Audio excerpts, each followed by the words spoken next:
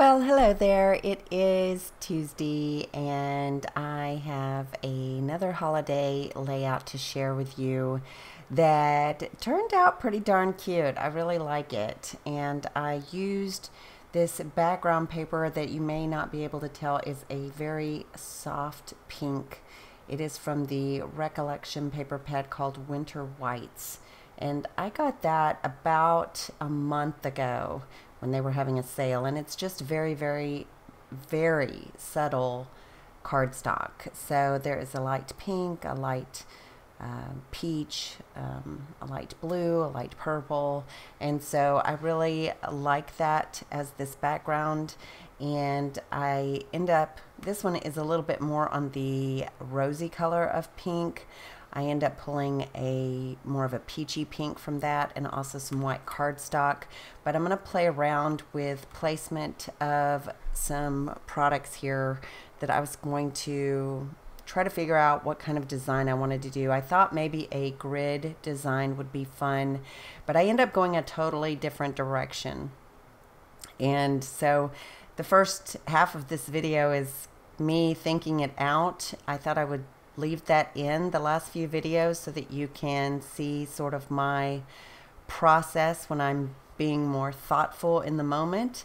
You know, there for a while, for a long while, I was just commit and stick and go, and I wasn't liking my layouts as much as I wanted to like them. So I was doing a lot of design work for Cheeky, and I'm still doing design work, of course, but I felt like I was in such a rush because I had a certain amount of product I had to get designed. I had a certain amount of product I had to get produced. I had, you know, I was trying to launch a company, right? So it just took, it was like a rush. I had design team commitments. I finally said, okay, woo, I'm at a point where I can take a breath. I've got enough products designed that I can wait for a little while to produce new products, and just, you know, work some shows and focus a little bit more on, you know, I quit one of the design, well, I didn't quit. I finished out my term on one of the design teams and did not reapply, and scaled it back to basically just Cheeky Studio and Crafty Maven and personal. And so that has really helped me being more, you know, like really enjoying the process and the layout outcomes much more. So with that being said, this takes a total turn. Nothing like you would think it's going to be. But I had this picture from Christmas. It was Christmas Day, and it was Alan and I in front of the Christmas tree, and it almost looks like he's got this big cow head on his, like a longhorn head skull on his man cave wall, and so it kind of looks like he's got cow horns coming out of his head. It's a really hilarious picture, but I thought it was very sweet, and the lighting in there was so good. I'm shocked because that room has terrible lighting, but the picture turned out great, and we were very happy at the moment, so I wanted to make sure and get this on a layout. So I took this little cut piece that says "Snow Much Fun Together." I had actually cut that out of a cut apart, very wonky and haphazard. I didn't even try and make it straight, and I ended up liking that, the way that it looked. So I just kind of left it like that and attached it to the photo and this background layer behind the photo, which is from the Die Cuts with a View Home for Christmas paper pad, which is also what I used to frame this background. I had just trimmed off 1/4 of an inch on 2 sides, and it gives a lovely 1/8 inch frame all the way around the page. But I like that stripe so much that I wanted to make sure that I got to keep some of it, and I did decide to layer the photo with it. So I decided I'm going to go through some more of these chipboard elements from Snow and Cocoa, and also some stickers from the Sweater Weather collection. And I start playing again with design elements, thinking I'm going to do a grid. So this is second attempt. Didn't really like the first attempt. I really liked that burr where it was, and I kind of liked where the larger elements were, because I thought, you know, this is it's kind of a big picture, and since I elongated the look of it by adding that title underneath and putting that large stripe paper behind it, it looks like a huge element on the page. So that way I could balance some of these larger stickers and larger chipboard pieces from those two lines, and I think that it balances out really, really well. So I end up deciding I'm gonna make a scene, like a snow scene, and I took some of the papers from that paper pad that was Winter Whites, and I just rough cut out some snow hills, like some landscape of snow. And then I decide to rough up the edges, and that still wasn't quite, you know, textured enough, so I went through and sewed along the edge, and I really like how that looks. So it kind of looks like a snowy background that I'm going to build this layout upon. And you'll see what I mean here in a moment. I'm going to add back some of those elements that I pulled off, and I'm going to like this design much better than the original thought. So if you're ever just stuck and you're trying to figure it out, you know, give yourself time to be thoughtful in your process if you are concerned about the end result. I guess is the best way to put it, because for whatever reason, I wasn't doing that for a while. I'm not sure what I am doing here. This is very strange. Maybe I'm unscrewing something on the video cam. That was, I don't know. Maybe I'm messing with the light. Anyway, I'm trying to figure out what in the world I was doing there. It looks like I was leaned over. My video camera's a little bit far from where I actually stand, and so I really have to lean. I'm short, so I have to lean over my desk in order to reach my video camera. I need to reposition it a little bit better, but I'm so afraid I'll lose this angle, and if you have too severe an angle, it's an odd video, and if you don't include the entire layout, then, you know, as a viewer, it's kind of frustrating. So I feel like I have a good balance, and I don't want to lose it. Okay, so here's what I did. I did stick with some of those large elements, like the chipboard from Snow and Cocoa, and those huge penguins from the Sweater Weather. But I took this frame. I believe the frame is actually Maggie Holmes' frame, but I may be wrong. I don't have it written down as Maggie Holmes, so maybe it is part of the Snow and Cocoa. But I decided I would use a piece of the Norwegian wood scrap that I had from Cheeky and back this chipboard frame.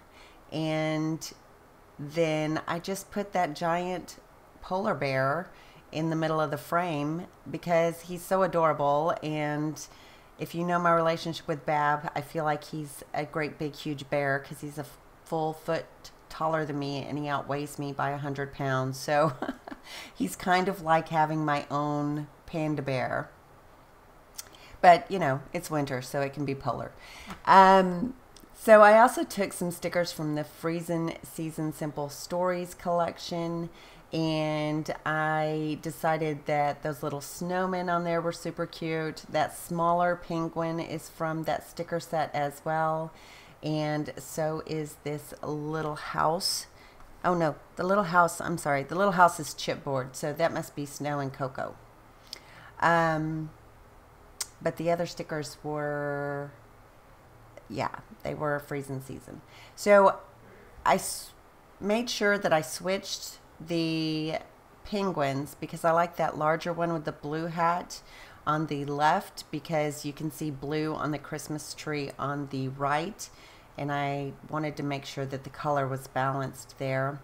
And now I'm just kind of adding a little bit of thread underneath a couple of my clusters. I'm going to put one right behind that chipboard that says Burr and behind the houses.